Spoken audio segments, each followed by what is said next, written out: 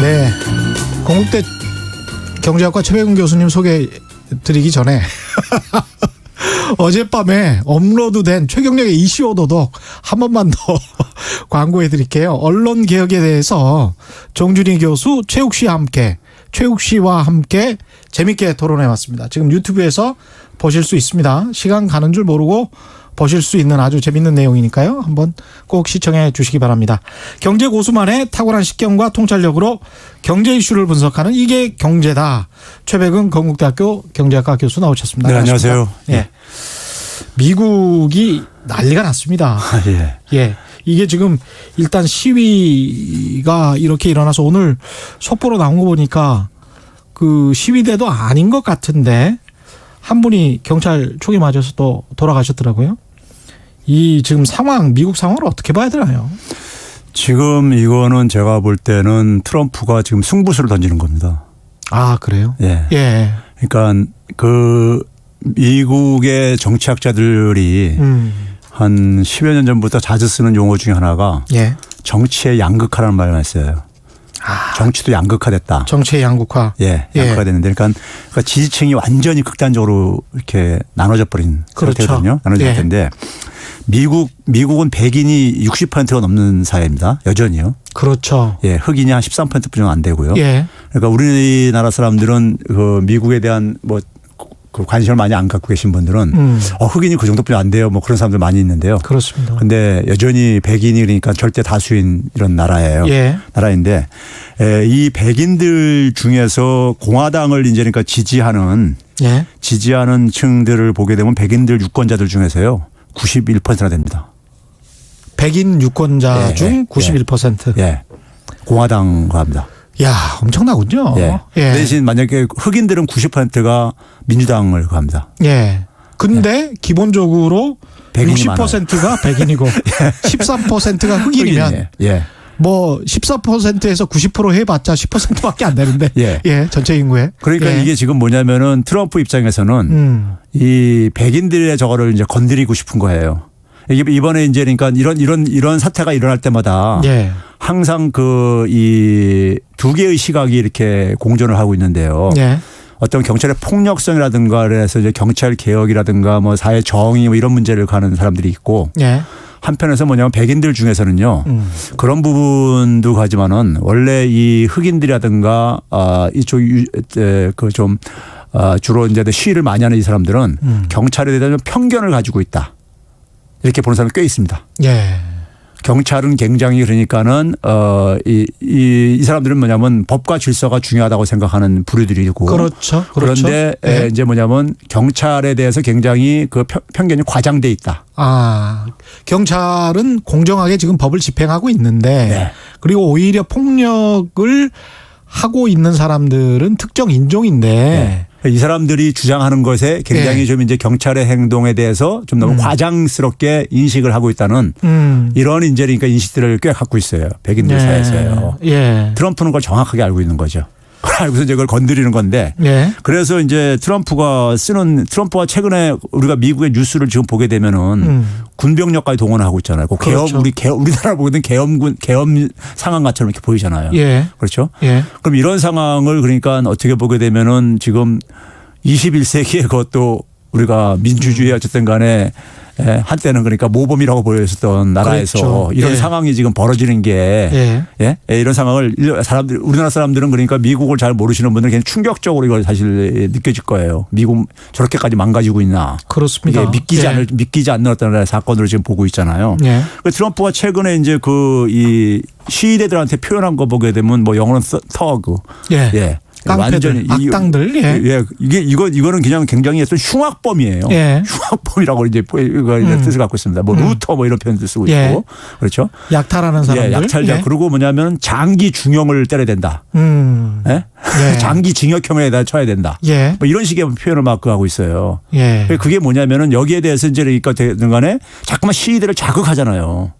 그러면서 분열을 시키는군요. 그러니까 그 의도적인 거라니까요. 그 발언들이 의도적인데 문제는 뭐냐면 민주당이 제가 이제 중요시 보는 거는요. 민주당 같은 경우 흑인이 90%가 아까 지지한다 그랬는데 민주당이 지금 목소리가 없잖아요. 목소리가 없어요. 그러니까 예를 들어서 이 인권의 문제로 사회 정의의 문제로 경찰 개혁 문제로 예. 이렇게 얘기를 해야 되는데 그렇죠. 예? 해야 되는데 그런 얘기는 안 해요. 왜 안 하냐? 이게 백인표 지기 거는 거예요. 아, 그렇군요. 예? 거기에 휘말려 들어갈까 봐. 지금 트럼프는 그걸로 유인을 하려고 하는 거예요.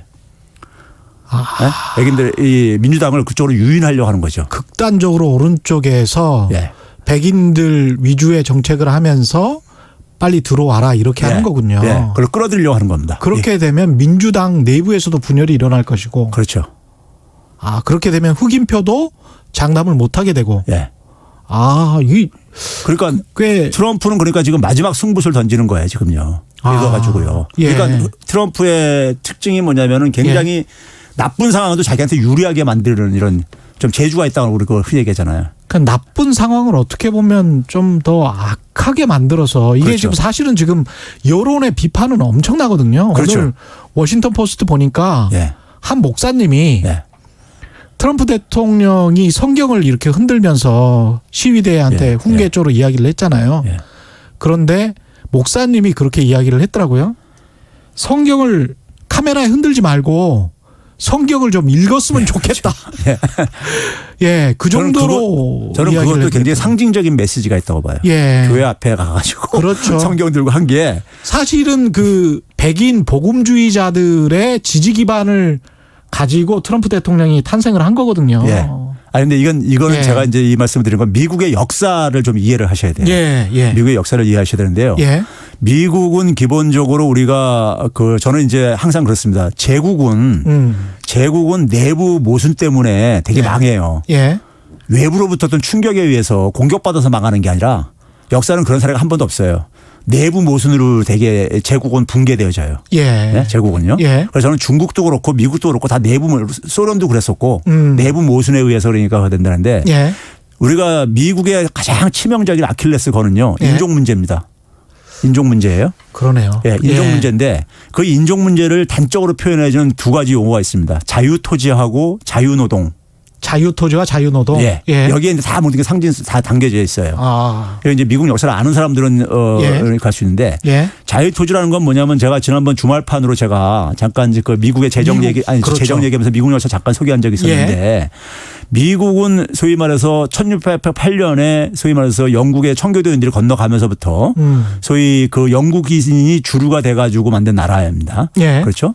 그래서 1840년대 아일랜드에서 대기근이 있을 때 아일랜드인이 많이 넘어와요. 아. 그리고 이제 50년대 독일인이 많이 넘어오고 그럼에도 불구하고 예. 그들은 뭐냐면은 비주류였었어요. 백인 사회에서는요. 맞습니다. 예. 예. 그리고 저임금 노동에 많이 종사했었고요. 아일랜드 카톨릭 이쪽은 다 소수죠. 그렇죠. 예. 그러니까 이제 그런 상황 속에서 가장 밑바닥에 있는 게 흑인 이제 노예 노동이었었는데 노예 노동이었는데 자 백인들은 처음에 영국에 와가지고 어떻게 했냐면 처음에 13개 주 그러니까 에팔레체 산맥 그러니까 이쪽 대서양 쪽 이쪽만 있다가 예. 에팔레체 산맥을 넘어갈 줄 몰라가지고 가다가 넘어가다 죽을 수 있으니까 거기는 굉장히 위험하니까.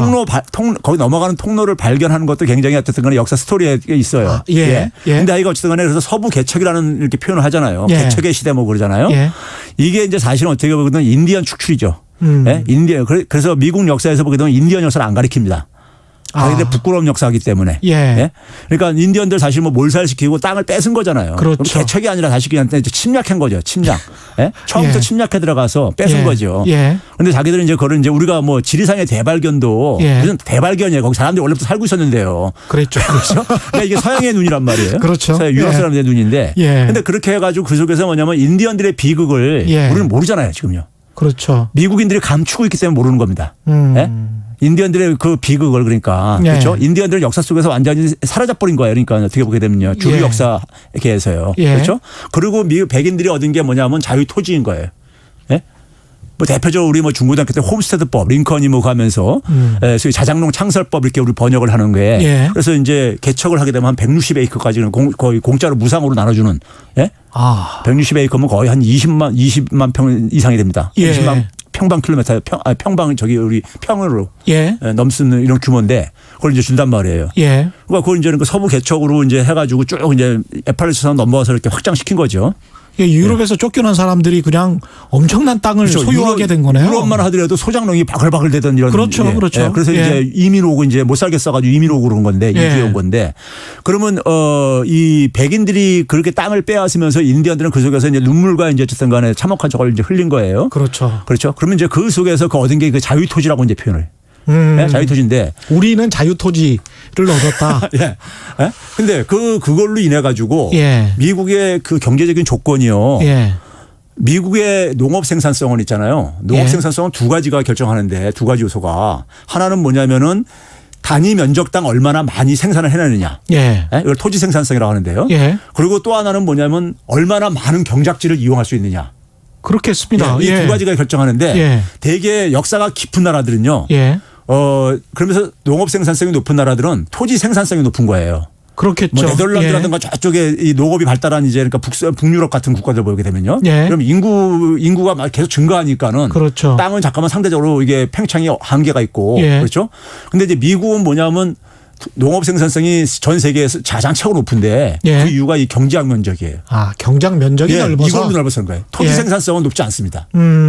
단위당 토지 생산성은 높지 면적으로 않아요. 생각해 보면 예. 그건 높지 않아요. 근데 경작지를 굉장히 많이 활용할 수 있는 거죠. 예. 그러니까 그걸 경작지를 처음부터 그러니까 대거로 그러니까 확보할 수 있었던 거예요. 예? 처음부터 이주해 간 규모의 사람들이요. 경제로 갔었군요. 예. 농업도. 예, 그러다 보니까는 그 속에서 소득이 굉장히 어쨌든 간에 비례해서 예. 소득이 높은 소득이 확보가 되잖아요. 농업에서. 예. 그러니까는 산업화를 하면서 예. 산업화를 하면서 임금 노동자가 필요할 게 아니에요. 공장에. 예. 근데 이 사람들을 끌어내려면은 우리 전통적으로는 그러니까 농업에서 농민들을 끌어내 가지고 도시에서 노동자로 사용을 했는데 그렇죠. 그건 끌어내기가 힘든 거예요. 워낙 여기 소득이 높으니까. 아, 여기서도 풍요롭게 살 수 있으니까. 그렇죠. 예. 그러니까 그거 끌어내려면 그 이상의 임금을 보장해 줘야 되니까요. 그렇죠. 도시에서는요. 예. 근데 그게 초기에 그러니까 산업화에서는 기술이 그렇게 지금처럼 생산성이 높지 않았기 때문에 끌어내기 힘들었었어요. 그렇죠. 예. 그러다 보니까 주로 어떤 게 그랬느냐. 소위 말해서 유색인종이라든가 아니면 제2계급들.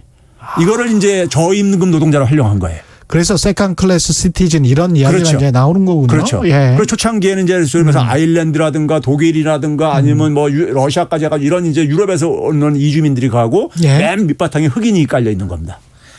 흑인이 깔려 있는 거예요. 미국에서 참 기분 나쁜 말 중에 하나가 1등 시민, 2등 시민. 뭐 무슨 뭐 기차 칸도 아니고 1등 칸, 2등 칸처럼 그 단어가 있더라고요. 2등 시민이라는 단어가 대부분은 다 이제 유색인종들이죠. 예. 그래서 이제 제가 이제 말하고 싶은 게 그 자유토지하고 또 자유노동하고 밀접하게 관련돼 있는데 예. 백인들이 그러니까 중심으로 하는 게 이 자유노동이라는 표현을 써요. 프리 레이버. 예? 근데 이 프리가 무슨 뜻이냐? 예. 프리가 무슨 뜻이냐면요. 이게 뭐냐면 소위 말해서 어떤 하나의 그러니까 이 자유, 그다음에 자립, 예? 이런 것들이에요. 당신들이 노예에서 해방돼서 마음대로 계약할 수 있으면 예. 그게 자유노동이지 뭐냐라고 예. 이렇게 강변할 수가 있겠습니다. 근데 실제로는 굉장히 저임의 그 대가를 주면서 사실은 착취하고 있는 그런 구조인데도 자유노동이라고 말할 수 있겠네. 예. 그러니까 이 사람들은 예. 뭐냐면 사람은 기본적으로 인간의 잠재력을 예. 활용하면 평등주의적인 사회가 구성이 가능하다. 이런 개념을 갖고 있어요. 미국 애들은요. 그게 뭐냐면 백인들한테만 적용되는. 예? 그렇습니다. 예. 그래서 여기에 이제 그러니까 큰 축을 그 사상도 그랬지만은 큰 예. 축을 이루고 있는 게 이 부흥주의 교회입니다. 부흥주의 교회가 똑같은 이 주장을 해요. 예. 예? 그래서 그게 19세기 말에도 그러니까 뭐냐면 노동자들한테 술 먹지 말아라. 음주 이제 금지라든가 이런 거를 막 지지했던 게 술 먹으면 그 다음날 노동하는데 지장이 있거든요. 그게 이제 기독교적인 금욕주의적 윤리 그렇죠. 뭐 이쪽으로 가는 거군요. 그렇죠. 그래서 이제 이 자립 사상을 굉장히 강조했는데 예. 자립이 되는 사람들은 백인이라 이거예요. 네? 백인한테만 그 자립이 자기가 예. 그러니까 제가 지난번에 그랬잖아요. 미국 사람들은 일반 서민들도 소위 말해서 전 국민 의료 보험제도 같은 걸 거부한다는 이유가 예. 왜 국가가 그걸 해줘야 되느냐. 예. 자기가 열심히 하면 중산층은 될 수 있다. 이런 것을 이런 믿음을 갖고 있는데 그렇죠. 예? 그게 바로 이제 백인 중심의 저거인 거다. 열심히 살면 우리처럼 예. 열심히 땅을 개척해서 살면 예. 누구든지 부자가 될 수 있는데 그게 이제 미국의 50년대 60년대 영화를 보게 되면요. 예. 자기 개인 주택에다가 앞에 그러니까 해서 큰 뭐 6기통 이상의 자동차를 가지고 있는 이런 모습들. 그렇죠. 중산층의 모습의 전형적인 열이니까요. 그렇죠. 예. 이게 다 가능했었다 이거예요. 자기가 열심히만 하면은. 근데 본인들 위주로만 그렇죠. 생각했구나. 백인 위주로. 그러니까 예. 그게 뭐냐면 거기에는 무슨 희생이 있었느냐? 인디언들한테 땅 뺏은 거 가지고 가능했던 거고. 근데 흑인들한테 강제 노동시킨 걸로 가능했다 이거예요. 그 밑바탕은요. 그러네요. 그 희생을 가지고 백인들이 그러니까 그러한 소위 중산층 사회를 건설할 수 있었던 거예요. 어떻게 보면요. 그렇습니다. 예? 그러니까 어떤 예. 희생에 상당한 사람의 희생에 바탕을 해가지고 건설한 사회예요. 예? 그랬군요. 그게 60년대 이제 민권운동, 흑인 민권운동을 그렇죠. 만나면서 이제 저항에 부딪혔던 것이고. 우리가 흑인들이 그러니까 투표권을 실질적으로 확보한 게 예. 1964년이란 말이에요. 예.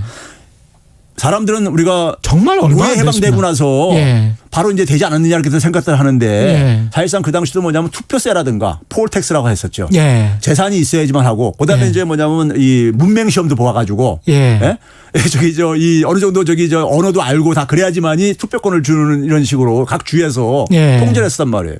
그래가지고 결국은 뭐냐면 1964년에나 돼가지고 흑인들은 이제 오늘날처럼 이제 일반 이제 소위 말해서 이 뭐 보통 투표가 이제 적용된 거죠.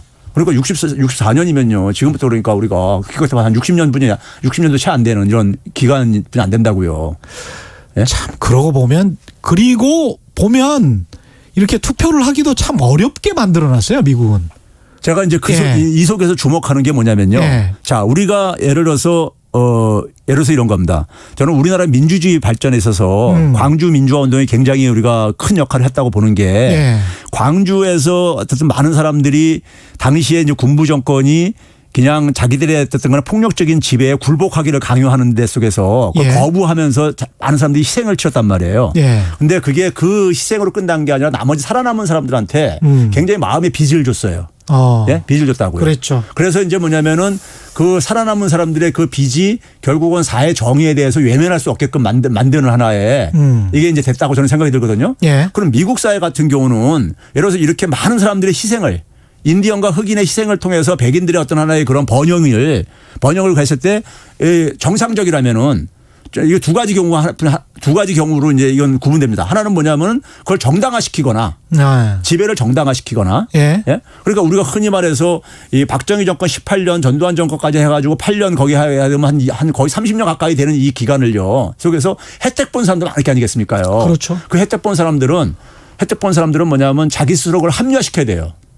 그렇죠. 자기가 마음이 편안하려면요. 어떻게 기득권이 됐는지. 예, 그걸 합리화시켜야 됩니다. 그걸 만약에 그걸 부정을 하게 되면 자기 삶이 부정돼 버리니까는. 그렇습니다. 그렇죠. 예. 그럼 미국도 마찬가지예요. 집단적으로 백인들은 뭐냐면 흑인과 인디언들의 고통을 의식적으로 외면을 합니다. 외면을 안 하면 자기들이 고통스러운 거예요. 그러면서 그 외면하는 속에서 어떻게 되냐면 극우가 돼버리는 거예요. 일종의 그러니까요. 예. 예? 그래서 아까 제가 얘기했듯이 백인들이 그러니까는 흑인들의 이러한 시위에 대해서 굉장히 그러니까는 경찰에 대한 너무 편견을 가지고 있다. 흑인들이. 예. 예? 그래서 이 법과 질서를 그러니까 너무 사소하게 취급한다. 예? 이런 식으로 이제 그러니까 시선을 보내는 게 있다 이거예요. 예? 있다 보니까는 그거를 이제 그러니까 우리가 지금 트럼프는 지금 이제 자극하는 거예요. 예? 그렇군요. 그러면 이제 만약에 예. 이렇게 자극해가지고 이거를 극단적인 대립으로 몰았을 때 흑인들이 더군다나 여기서 만약에 우리가 아주 극단적인 어떤 시위라든가 폭력으로 나왔을 때 예. 그럼 백인들은 굉장히 어쨌든 간에 거기서 이제 반발을 보일 거라 이거죠. 예? 그게 이제 자기한테는 굉장히 정치적으로 유리하게 작용할 거라고 생각하는 거고요. 근데 그런 트럼프 대통령이 이제 이번에 9월 G7에서 러시아, 인도와 함께 한국, 호주를 초청을 해서 네. G11 뭐 이런 걸 한번 해보자 네. 이런 식으로 이야기를 하고 있는데 네. 여기에는 어떤 속내가 있을까요? 자, 이거 봐보세요. 지금 우리가 미국이 트럼프가 들어서고 난 이후에 예. 사실 오바마 때도 사실 그런 조짐이 나타났는데 이미 예. 그러니까 소위 말해서 미국이 만들어놓은 규칙을 미국이 다 그러니까 많이 무너뜨리고 있어요. 예. 대표적으로요. 오바마가 집권이 확정되고 났을 때 소위 말해서 우리가 2008년도에 11월 달에 G20 정상회담이 열리잖아요. 예. 이제 그게 이제 부시가 마지막으로 이제 그러니까 한 겁니다. 백악관에서 짐 싸고 나가야 될 사람이 예. 한 두세 달 있으면 나가야 될 예. 사람이 그걸 소집을 했어요. 지금이랑 비슷하네요. 예. 그렇죠. 했는데 해가지고 그때 한 이유가요. 미국은 적어도 대외적인 문제에 대해서는요. 내부적인 단결이 굉장히 강한 나라다 보니까는 그걸 다 국민들한테 공표합니다. 예. 그러니까 G20을 만든 이유를 예. 우리나라 전문가들 잘 안 보고 그러는데 백악관의 홈페이지에 보면 그게 설명이 돼 있어요. 왜 G20을 우리가 만들었느냐. 예. 그런데 거기 딱 가장 중요한 목표는 뭐냐면요. 글로벌 불균형을 해소하기 위한 거다. 이걸 딱 해야 됩니다. 이걸 딱 못 예. 박아요. 글로벌 불균형이라는 것은 쉽게 얘기해서 미국에 그러니까 이 대규모 무역 적자와 경상수지 적자 이거를 해소하겠다 이거예요. 이거 해소 안 하면은 예. 미국의 경제 주권이 자꾸만 흔들거린다 이거예요. G20을 만든 이유가 글로벌 불균형을 해소하는 건데 그 글로벌 불균형은 미국의 경상수지 적자를 이야기를 하는 거죠. 그렇죠. 그거예요. 그러니까 그거 해결하기 위해서 예. G7에다가 플러스 나머지 국가들 한 이유가 예. 80년대까지는 주로 일본이나 독일 같은 서독이죠. 예. 일본과 서독으로부터 주로 이제 미국이 적자를 봤었어요. 근데 이게 뭐냐면 90년대 넘어가면서부터 예. 특히 2000년대 넘어가면서부터는 우리나라 같은 경우도 외환위 겪고 나가지고 경상수지 흑자를 굉장히 중요한 정책을 추진했잖아요. 예. 그러니까 이 신흥국가들이 중국을 비롯해서 신흥국가들 그다음에 중동의 달러 이 석유 파는 국가들이 달러를 굉장히 많이 확보하게 된 거예요. 예. 그 달러가 이제 월가로 다시 들어가 가지고 미국의 금융시장을 이렇게 잘 영향을 미치고 앉아 있으니까는 자기들 통화 정책이 제대로 운영이 안 된다고 이렇게 보는 거예요. 그렇죠. 예. 예. 자, 그러면 그런 상황 속에서 그거를 해소시키지 않으면 안 된다고 해가지고 만든 게 G20인데 예. G20 만들고 나서 그래서 미국이 끊임없이 그 시도를 했던 것이요. 1차 회담하고 나서 2차 했다가 원래 이게 돌아가면서 하게 돼 있는데 예. 3차를 다시 피치으로 또 다시 불러들여요. 그게 뭐냐면 그 아젠다를 관철시키기 위해서.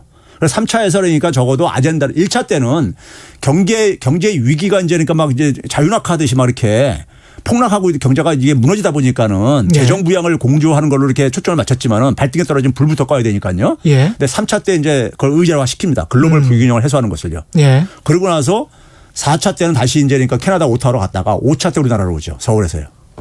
당시 서울에서 그거를 아젠다화 시킵니다. 당시에 이제 그러니까 우리나라가 글로벌 호구짓을 했다고 제가 칼럼에다 쓰랬는데 이런 아젠다는 의장 국가가 설정하는 거예요. 예. 근데 환율 문제를 다루겠다고 이제 가이트너가 당시 재무부 장관이 예. 얘기하는데 윤중현 장관이 당시에 호기롭게 저 유럽 돌아다니면서 이제 의제 설정 이제 상의하면서 돌아다니면서 특정 국가의 환율 문제 의지할 수 없다 이렇게 얘기를 해요. 그래서 굉장히 호기롭게 하길래 그랬는데 예. 들어오더면 깨갱하고서는 그거 받아들였죠. 예? 그래가지고 중국의 위안화 문제를 그러니까 공격 타겟으로 삼은 거예요. 그러니까요. 그걸 한국에서 처리하겠다고요. 예. 예. 그래서 그때 가이트너가 제시한 게 뭐냐면 GDP 대비 경상수지 흑자가 4% 이내에서 관리하는 것을 그때부터 나온 거였다. 경상수지 맞다. 목표제를 그러니까 예. 도입하잖아요. 예. 근데 4라는 숫자가 예. 학문적인 근거가 없는 거예요. 그렇죠. 그냥 설정을 해놓은 거죠. 그런데 자기들이. 그게 이제 뭐냐면 이게 만장일치제다 보니까 독일이나 일본 뭐 중국뿐만 아니라 다리 반대하다 보니까 그걸 관철 못 시켜요. 예? 서울에서요. 서울 예. 정상회담에서요. 예. 못 시키니까 돌아가 가지고 오바마 정부에서 국내법을 바꾸죠. 소위 말해서 그게 우리가 매년 2번씩 하는 환율 보고서가 나오게 된 게 그겁니다. 그렇군요. 예? 거기서 뭐냐면 GDP 대비 3%를 또 축소시켜요. 예. 예? 트럼프는 지금 얼마까지냐 GDP 대비 2%까지 축소시켜놨어요. 그러니까 이게 자기들 입맛에 따라서 그냥 하는 거니까요. 그렇죠. 어떤 예. 무슨 학문적인 근거가 있는 것도 아니고 예. 자기들 입맛에 맞게끔 이런 식으로 하다 보니까 본인들 재정 형편에 따라서 예. 국내 사정에 따라서 그렇죠. 예. 그러니까 다른 국가들이 볼 땐 참 어떻게 보면 짜증나는 거예요.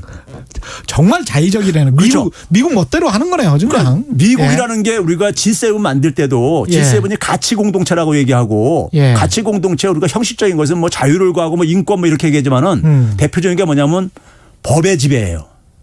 그렇죠. 법의 지배예요. 예. 그러니까 왜 그러냐면 법이나 규칙은 누가 만드냐면 힘이 센 사람이나 힘이 센 나라가 만드는 거예요. 그렇죠. 특히 국제사회에서는. 그렇죠. 그러니까요. 예. 그럼 그걸 결국은 미국이 만든 건데 예. 미국이 만드는 그러니까 이 법의 지배를 예. 원칙을 그래서 모든 국제사회 규범은 법의 지배를 강조합니다. 예? 법의 지배를요. 말만 번들을 하고. 근데 그거를 아니 문제는 뭐냐면 그거를 예. 미국이 금융위기 전까지는 예. 그거를 굉장히 활용을 했죠. 예. 했는데 금융위기 이후부터 미국이 그걸 스스로가 무시하는 자기가 만든 규칙을 그마저도. 예. 이제 그렇게 되다 보니까는 예. 사실 그러니까 전통적인 동맹 국가들조차도 짜증스러운 거예요. 그러니까 미국의 리더십이 굉장히 훼손됐죠. 소위 말해서 국제사회에서는 거의 깡패 수준의 이미지가 돼버렸죠. 예. 이미지가 됐는데 자 9월 달에 예를 들어서 트럼프가 예를 들어서 9월 달이면 뭡니까? 한 달 반 정도 남은 한 달 반도 채 안 되는 그렇죠. 이 시기에 그러니까 예를 들어서 저걸 하는 거예요. 대통령 임기가 한 달 반도 안 남았는데. 예. 하는데 이거 하는데 그럼 거기서 뭐겠습니까? 트럼프의 생각은 뭐냐면 이걸 가지고 그냥 G7을 하게 되면요. 예. 평범한 G7 하게 되면은 방송에서도 관심 안 갖습니다. 언론에서도. 언론에서도. 예. 이거 예. 매년 돌아가면서 하는 건데 특별히 나올 것도 없고 거기다가 이제 독일의 메르켈 총리를 더 믿는 것 같은 세계 네. 여론이 트럼프 대통령의 신뢰가 많이 떨어진 상황이기 때문에. 네. 근데 이제 메르켈이 안 오겠다고 했거든요. 예. 6월 달에 할 때는요. 그렇죠. 예? 자, 예. 그러면 이제 그런 상황 속에서 트럼프가 볼 때는 이거를 어쨌든 간에 자기가 선거에 활용을 해야 되잖아요. 예. 선거 활용하는데 뭐냐면 거기에 11개 국가 이렇게 했을 때 다 오라고 해서. 한국이 사실 경제력으로 볼 때는 12위예요. 작년에요. 예. 12위니까 사실 예. 뭐 거기에 뭐 특별히 들어갈 이유도 없는 거예요. 10일 여러 개 하게 되면 브라질이 들어가야 되는 거예요. 오히려 우리보다 앞에 있는 게. 그렇죠. 예? 사실은 여기에 지금 G11에 예. 중국도 없고. 그렇죠. 예.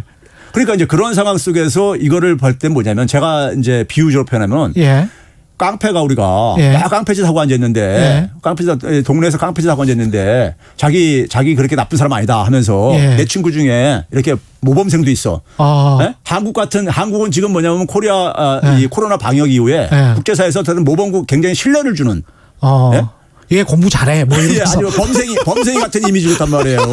예? 근데 얘를 예. 옆에서 딱 데리고 있으면서 얘도 이제 내 편하기로 했어. 예. 얘도 내 편인데 이런 이제 그림을 만들고 싶은 거죠. 그림을 소위 말해서. 예? 그리고 이제 뭐냐면 또 하나는 뭐냐면 중국이 이제 중국을 왕따로 시키는 어떤 그림인 거죠. 그렇죠. G11 예. 하면 완전히 중국 왕따인데. 예, 이거. 중국 왕따 시키면서 동시에 예. 뭐냐면은 이제 한국이라는 나라를 끌어들여 가지고 내가 이렇게 하지만 니네들이 좋아하는 한국도 내 편이야. 예? 같이 여기에 이런 그림을 만들고 예. 싶은 거예요. 그러니까요. 이게 그냥 G7 하게 되면 아무 뉴스거리가 안 된단 말이에요. 그렇죠. 그렇죠. 예? 그래가지고 예. 어쨌든 간에 이 사람의 지금 머릿속에는 온통 자기 선거에 어쨌든 간에 이걸 마지막에 이제 승부수로 지금 던지고 싶은 거예요. 마지막. 그때 가이트너가 뭐 설정했던 것처럼 GDP의 뭐 4% 이내에서만 경상수지 적자를 낼 수 있도록 한다. 뭐 이런 것들도 아니고 예. 어떤 특별한 숫자가 나올 수 있는 그런 상황은 아니지 않습니까? 9월이면. 그렇죠. 이미지만 만드는 거네요. 그렇죠. 그게 이제 결국은 예. 뭐냐면 지금 이제 대개 이제 국내적으로는 지금 트럼프가 완전히 지금 궁지에 몰려 있는 거잖아요. 예. 코로나든 하여간 이 시위든 간에 소요든 간에 그러니까요. 그렇죠. 예. 그럼 그 상황 속에서 대개 이 멍청한 지도자들이 하는 게 대외적으로 시선을 돌린다고요. 그렇죠. 예? 대외적으로요. 예. 아베도 하는 게 그거잖아요. 한국을 타겟으로 해가지고요. 예. 한국 때리기. 예. 그러니까 예. 지금 트럼프 입장 속에서는 중국 때리기가 여러모로 그러니까는 예. 이게 해외 더군다나 중국은 경쟁국이란 말이에요. 예. 경쟁국과의 싸움에서는 미국은 그러니까 내부 단결은 철저하게 하게 돼 있어요. 거기에 딴지 걸면은 예. 그건 역적인 거예요. 미국 분위기는 그렇습니다. 언론조차도 그렇죠. 그렇고 예. 다 그러니까 진보 진영도 다 한 목소리를 다 거의 지지를 해줍니다. 예. 그러니까 그거는 싸움하기가 굉장히 쉬운 하는 게임인 거예요. 근데 뭔가 성과를 내기가 쉽지가 않은 싸움이에요, 사실은요. 그렇죠. 예? 근데 이제 뭐냐면은 이 G11을 딱 했는데 G11 한번 봐보세요. 러시아, 한국, 인도. 예. 호주. 예? 호주는 뭐 전통적으로 자기들 어쨌든 예. 저라 한데도. 우방이고. 예. 근데 이게 바로 뭡니까? 중국에 포위하고 있는 나라들이잖아요. 어쨌든 간에 중국을 에워싸고 있는 나라들이잖아요. 중국 지도를 보게 되면요. 예. 저쪽 북쪽으로는 땅덩어리가 막혀 있고. 그렇죠. 예? 예. 밑으로만 되게 뚫려 있는데 예. 인도양하고 태평양 분이 나갈 데가 없어요. 중국이 그렇습니다. 나갈 데가요. 예. 인도양 나가려면 인도하고 어차피 그러니까 이게 좋게 지내지 않으면은 그래서 맨날 인도는 근데 이 경쟁 관계도 있잖아요. 그렇습니다. 중국하고 예. 국경 갈등도 있고요. 그렇습니다. 그러니까 이제 파키스탄을 이제 그러니까 지렛대로 삼아서 나가려고 자꾸만 그러니까 중국은 나가려고 하는 거고 예. 미국은 막으려고 하는 거고. 그렇죠. 그런데 G11을 해보니까 일반 미국 사람들이 볼 때는 중국 완전 포위했네.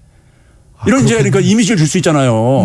예? 그래가지고 뭔가 트럼프가 제대로 지금 일을 하고 있구나. 외교적으로 큰 성과를 그렇죠. 거뒀다. 미국의 이익을 위해서 뭔가 하고 있구나. 이런 지금 이제 모양 만들기죠. 일종의. 예. 우리는 그러면 가서 예. 근데 오라고 하는데 우리 입장에서 또 안 갈 수도 없잖아요. 아니 이건 가야 돼요. 예. 가긴 가야 되잖아요. 저는 이거는 가는 게 절대적으로 우리한테 유리하다고 보는 게요. 가서 이제 어떻게 해야 될까요? 한국 사람들이 예. 걱정하는 게 트럼프의 속성은 뻔하다. 예. 예? 우리 편에 서라, 줄 서라 이건데 그렇죠. 맞아요. 예. 이 트럼프는요. 그거 예. 맞습니다. 예. 맞는데 한번 봐보세요. 우리가 거기 안 간다고 해가지고 트럼프가 우리한테 나한테 줄 서라고 요구 안 할 것 같아요?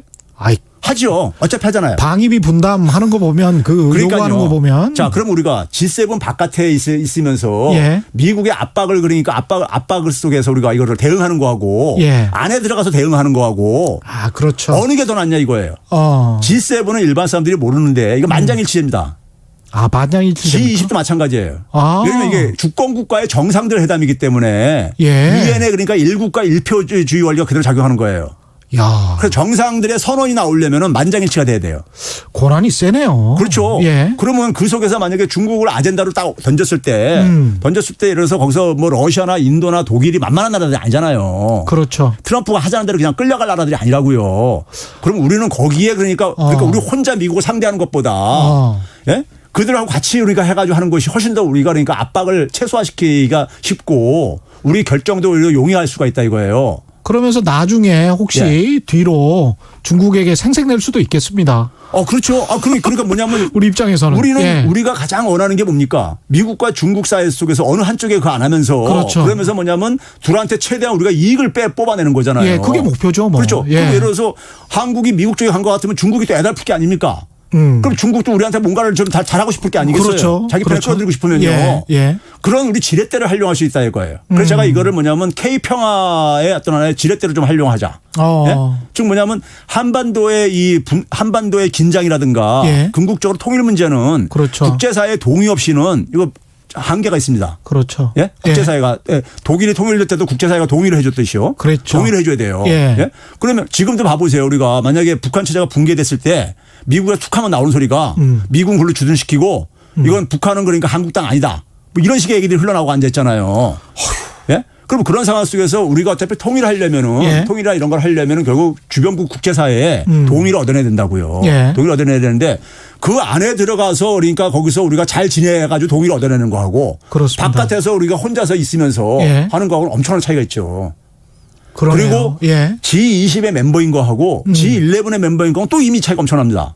그렇죠. 일단 뭐 좋든 싫든 간에. 한 단계 상승한 것 같은 거잖아요. 이게 그거 지금. 어쨌든 간에 예. 그 선진국 클럽이잖아요. 예. 명실상부한. 예. 그러니까 세계 주요 문제를 결정하는 모임체로 돼 있단 말이에요. G7이라는 게 캐나다 정도만을 제외하면 2차 세계대전의 전승국과 패전국들이지 않습니까? 그리고 뭐 이제 예. 경제력도 사실상 한 시대를 어쨌든 자주유지했던 나라들이고요. 그렇죠. 예. 그럼 이제 그 속에서 우리가 흔히 명실상부한 어떤 저 선진국으로 되게 얘기하는 게 그 모양인데 예. 거기 우리 들어가면서 그 이미지가 우리가 이제 업되는 게 있죠. 그렇죠. 거기 그래서 제가 그러는 거예요. 이거 판단하는 거 기준 딱 저기 간단하다. 일본이 찬성하는지 반대하는지 보면 된다.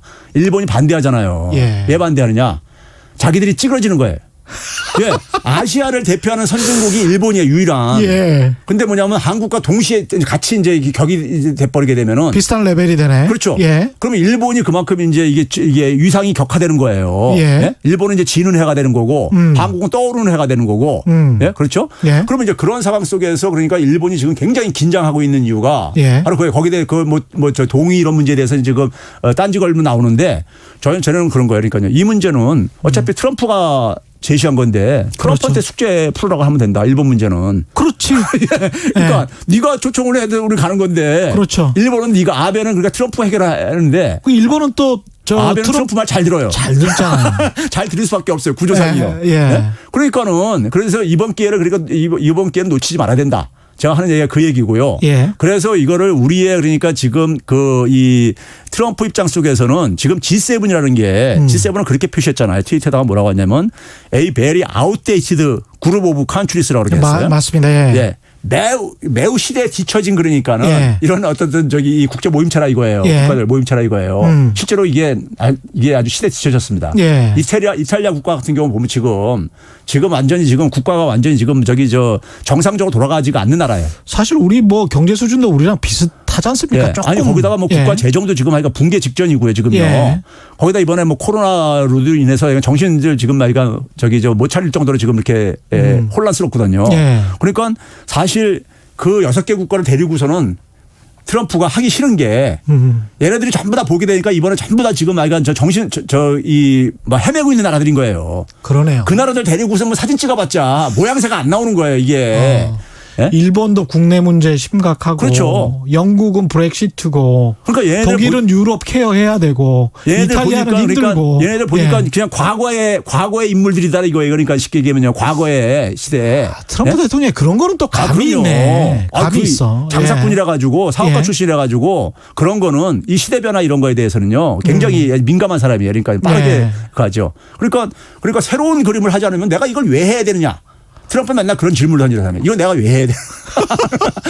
하는 건데 자기한테 이게 뭐가 이익이 되는데. 그렇죠. 이거죠. 근데 이제 그런 점에서 G11을 그러니까는 그 트럼프가 표현한 건 정확한 표현인 거예요. 시대가 그렇게 변하고 있는 거예요, 사실은요. 그렇습니다. 근데 그게 트럼프의 이익하고 많이 떨어지다 보니까 그게 결합되는 거예요, 지금요. 예. 우연히요. 그럼 우리는 적극적으로 활용을 해야 되는 거죠. 예. 활용을 하고 그래서 그거를 제가 볼 때는 우리가 이 우리도 그러면 그 속에서 이제 한반도 남북 관계를 풀어가야 되는 문제가 있잖아요. 그렇죠. 네? 남북 관계를 우리가 주도를 해서 먼저 풀어가야 되는. 그러니까 말씀하시는 거 듣다 보니까 남북 관계가 갑자기 그 안에서 팍 갑자기 좋아질 것 우리가 같은. 제안을 하면은 예. 적어도 일본 빼놓고는 일본하고 예. 미국 빼놓고 다들 지지를 해줄 게 아닙니까? 최소한 지금 분위기 속에서는요. 그렇죠. 예? 예. 그러면 그 속에서 그러니까 우리가 지금 바깥에서 우리가 노력하는 것보다 얼마나 많은 그러니까 우리의 활동 공간이 넓어지냐 이거예요. 예. 예? 넓어지고 그러면 이런 기회를 그러니까 우리가 이게 트럼프가 그러니까 중국 압박하기 위해서 우리를 그러니까 끌어들이는 거다 하는 것은 저는 패배주의적인 시각입니다. 그렇구나. 과거에 우리가 주변 국가들 눈치 보면서 할 때 너무 수동적이구나. 그렇죠. 근데 우리 국가가 그동안 굉장히 변했다. 촛불혁명 이후에 저는 우리 국가의 이상이 굉장히 변했다는 것을 우리 스스로만 모르고 있는 거예요.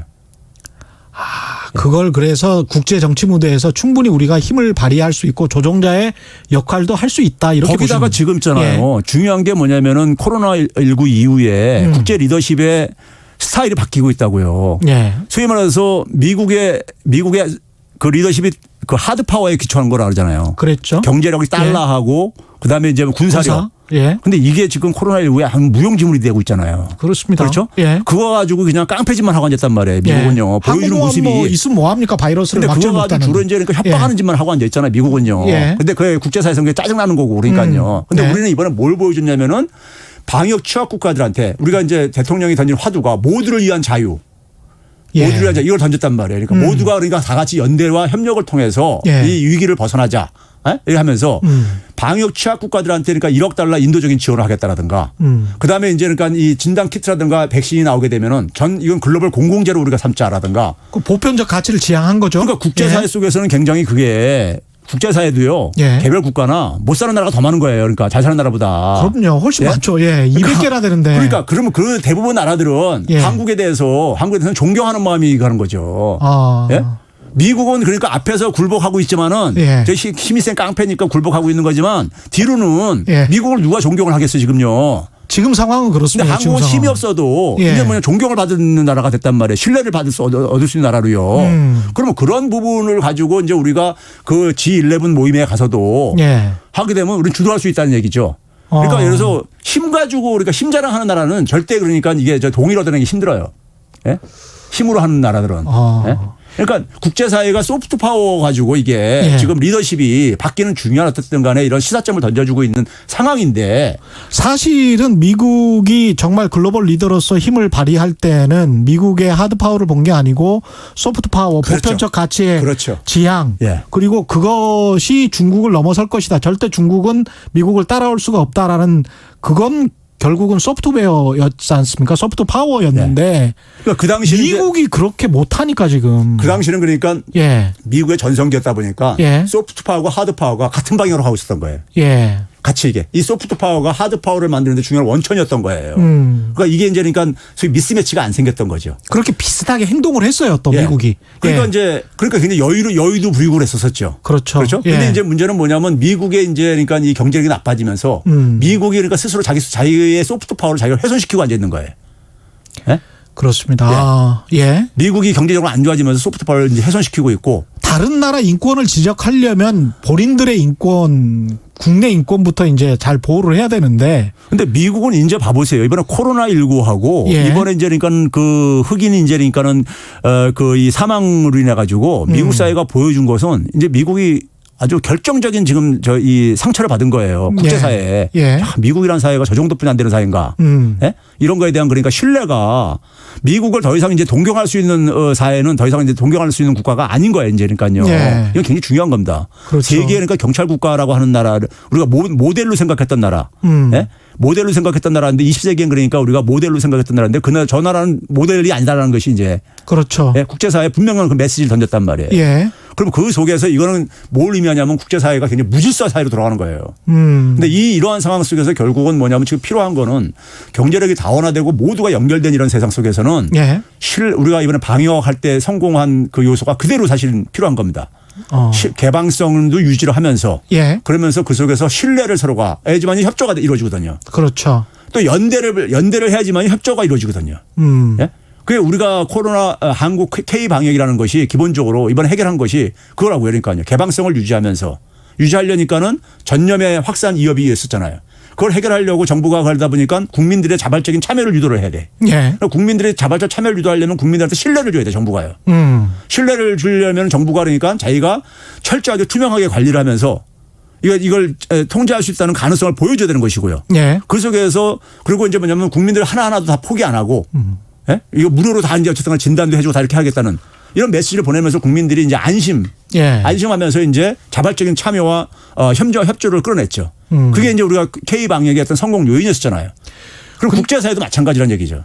아니 이번에 뭐 카타르에서 LNG선 100척인가 수주한 거 있지 않습니까? 23조 원어치가 넘던데 그것도 그거 뭐랄까요? 우리 K 방역 그것과 연계시켜서 볼 수 있나요? 실제로 그렇죠. 예. 왜 그러냐면 이제 우리가 그 전에 문재인 정부가 어떤 외교적인 어떤 하나의 문재인 정부가 굉장히 외교적인 관계를 돈독하게 만들었지만은 카타르가 우리나라가 이제 그러니까 그 LNG 수입에 있어서 제일 많은 나라예요.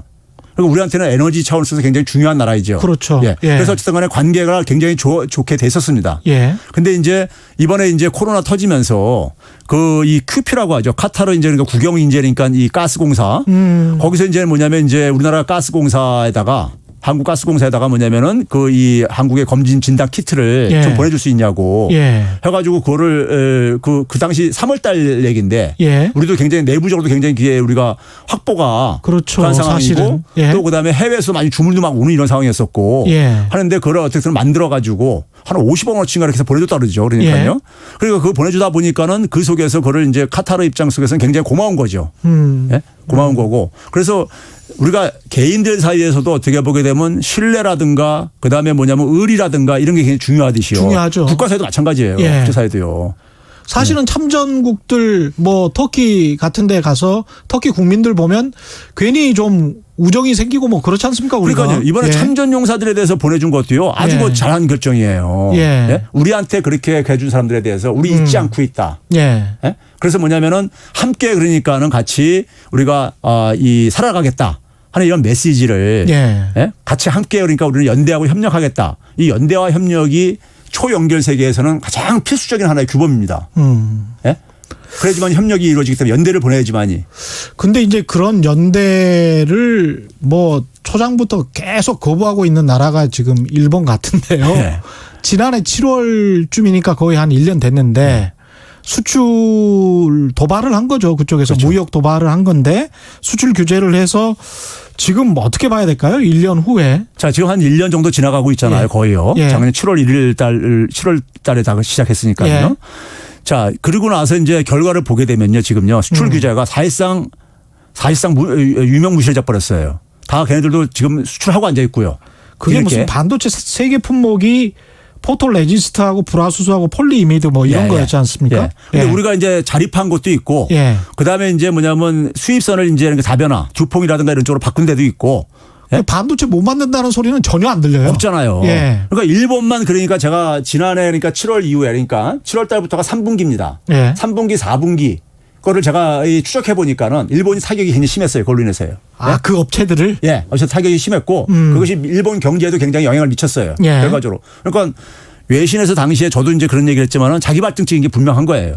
자기 발등 찍은 건데. 근데 그러다 보니까는 일본 기업들이 아우 성취니까는 그걸 이제 풀어줬잖아요. 사실상요. 그러니까요. 수출 규제는 제도는 놔두는데 제도는 껍데기만 남아 있는 거고 실질적으로 그러니까는 팔 수 있게 이걸 허용해 주고 있단 말이에요. 왜? 그렇게 안 하면 일본 기업이 망하게 생겼으니까요. 그렇죠. 그러니까 이제 그런 상황 속에서 지금 아베가 가는 건 뭡니까? 아베는 지금 이거 처음에 왜 했어요? 강제징용 배상 판결에 대해서 불만 갖고 지금 가고 있잖아요. 그렇습니다. 근데 본인들은 부정하지만 지금 이 수출 규제를 그러니까 원상 복구시키게 되면은 아베는 얻은 게 하나도 없이 그렇죠. 강제징용 문제에 대해서 무슨 명확한 자기 요구에 대해서 적어도 해결도 안 된 상태 속에서 일본 측의 요구를 그런 상태 속에서 사실상 그러니까 철수하는 거잖아요. 시장 점유율만 뺏긴 거죠, 뭐. 근데 아베가 지금 국내적으로 인기가 바닥이잖아요. 그렇습니다. 바닥인데 지금 뭐냐면 한국에서 그렇게 해가지고 그냥 철수하게 되면은 완전 자기 이미지가 뭐가 돼버립니까? 그러니까 아베 입장에서는 그냥 계속 가야 되네. 그렇죠. 아베는 그러니까 외통수에 물려가지고 이게 그러니까 한 나라가 있잖아요. 한 나라가 역사를 보게 되면요. 한번 지도자 하나 잘못 만나면요. 순식간에 이게 변해버립니다. 근데 이제 아베가 가면서 뭐냐면 국내 예. 문제가 하면서 이걸 그러니까 해외 문제를 자기 정치적인 위상을 입지를 지키기 위해서 예. 이걸 이용하는데 국가 이익하고 이게 반대되는 짓을 하고 있는 거예요. 자기 정치적인 이익을 위해서. 그렇습니다. 그러니까 이게 결과적으로 이렇게 돼버렸습니다. 결과적으로 국가를 망쳐들게 만드는 거죠. 예. 네? 그래서 이제 사실상 우리로서 볼 때는 제가 예. 이제 그러니까 우리가 이제 이번에 뭐 그 일부에서는 예. 지소미아 이제니까 이거 이제 이번에 재연장하는 거 중단에 종료해야 된다. 이렇게 예. 카드 써야 된다 그러는데 예. 그건 남겨둘 카드입니다.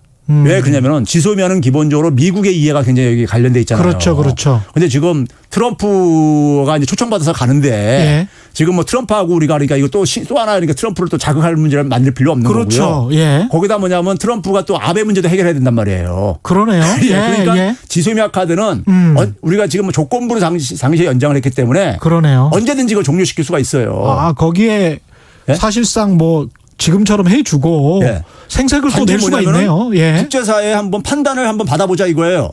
그래서 WTO에 제소하는 거예요. 예? 예. 그럼 국제사회에서 만약에 우리가 이기게 되면은 아베는 입지가 더 그해지죠. 궁색해지죠. 예. 우리는 국제사회의 어떤 상식에 기초해 봤을 때 지지를 얻어낸다면은 상당히 그것도 승리인 거고요. 예. 그렇죠? 그래서 지금은 WTO 제소로 나가는 것이 저는 이것도 바람직하다고 보고요. 예. 그리고 이제 이게 어차피 시간이 걸리는 문제란 말이에요. 예. 이거 진행 상황에 따라서 이제 그러니까 그리고 우리가 이제 G7 초청받은 거 이게 이제 재편과 관련해 가지고 예. 상황 봐가면서 지소미아 카드 써도 된다 이거죠. 예. 지금 2020님, 3030님, 아기공룡 둘리님, 최경영의 경제쇼 전 국민이 청취해야 합니다. 회사 들어가야 하는데 너무 재미있어서 계속 듣고 있습니다. 전 국민이 청취해야 되죠. 예. 너무 고맙습니다.